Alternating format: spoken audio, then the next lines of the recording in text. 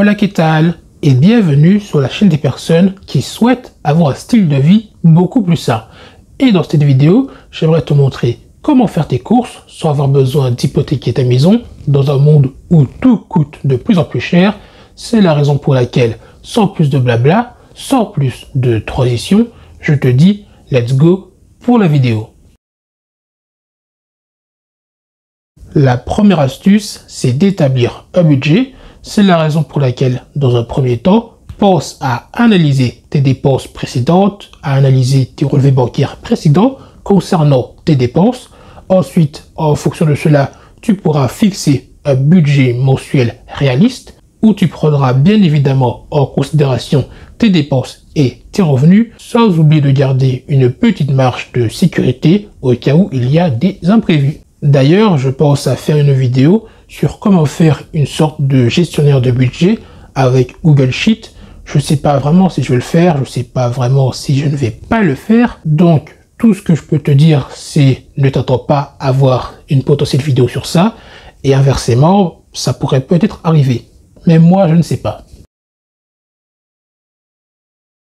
La deuxième astuce, c'est de faire une liste de courses.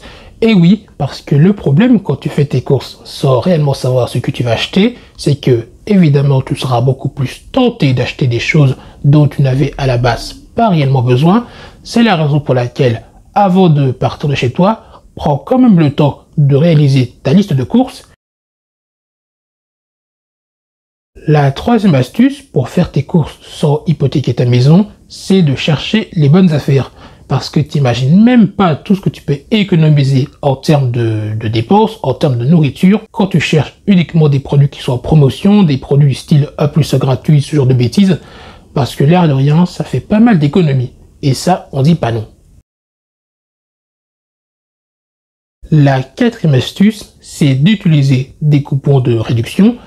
Alors, je sais que tout le monde n'est pas forcément à l'aise à utiliser des coupons qu'il pourrait par exemple trouver dans des magazines ou autres, mais si par exemple toi ça ne te pose aucun problème, eh ben sache que c'est également une très bonne façon de faire des économies sur tes dépenses alimentaires. La cinquième astuce, c'est de comparer les prix, parce que évidemment tous les magasins n'ont pas les mêmes prix. Si je prends un Carrefour et un Aldi, tu te doutes que ce n'est pas forcément la même chose. Par exemple, chez Carrefour, c'est plus cher, mais tu as plus de choix également.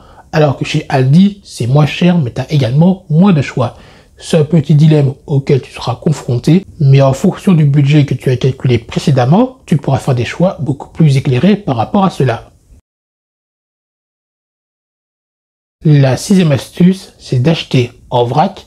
Et oui, le vrac, c'est un cheat code parce que non seulement tu payes moins cher, tu pollues moins, tu prends exactement la quantité dont tu as besoin, donc pas de gaspillage alimentaire. Que demande le peuple, j'ai envie de dire. La septième astuce, c'est de privilégier des produits de saison tels que les fruits et les légumes, car ils seront généralement moins chers à ce moment de l'année. Pourquoi ? Parce qu'ils seront beaucoup plus en abondance. En fait, une fois, j'avais regardé, pas un documentaire, j'avais regardé le journal du coup, et il parlait justement de ça. C'était pendant le mois d'août, mois de juillet, etc. Je me souviens plus très bien. Mais ce que je me rappelle, c'est qu'en fait, il disait que les produits de saison, ils coûtaient quasiment 2 fois moins cher que leur prix initial. Pourquoi ? Parce qu'il y en avait tellement que personne n'en voulait. En fait, il y avait plus d'offres que de demandes. Et donc forcément, la loi du marché a fait que les produits de saison sont beaucoup moins chers. Écoute, tant mieux pour nous, mais je trouve ça marrant qu'il y a aussi peu de personnes qui sont intéressées par manger des fruits et des légumes. Enfin, pour les personnes du coup qui souhaitent mieux manger, ça nous fait encore plus d'aliments de saison. Donc c'est plutôt cool.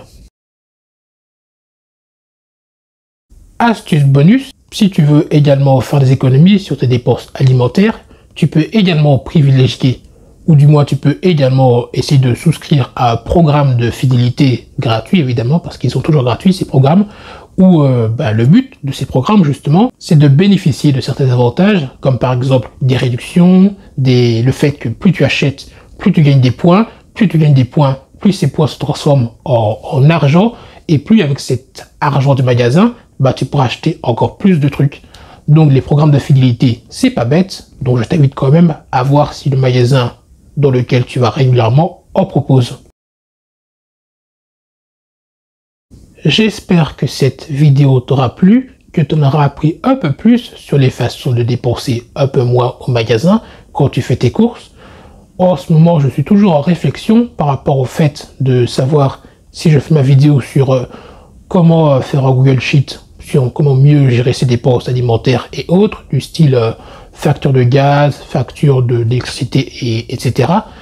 Donc je sais pas, je vais y réfléchir pour la fin de la journée. Et sur ce, si ce type de contenu t'a intéressé, sache que j'ai une newsletter où j'aborde ce type de sujet beaucoup plus souvent. C'est d'ailleurs le premier lien en description. Et sur celui-ci, je parle beaucoup plus souvent de style de vie sain et de nutrition. Sur ce, je te dis à la prochaine, mais surtout, prends soin de toi.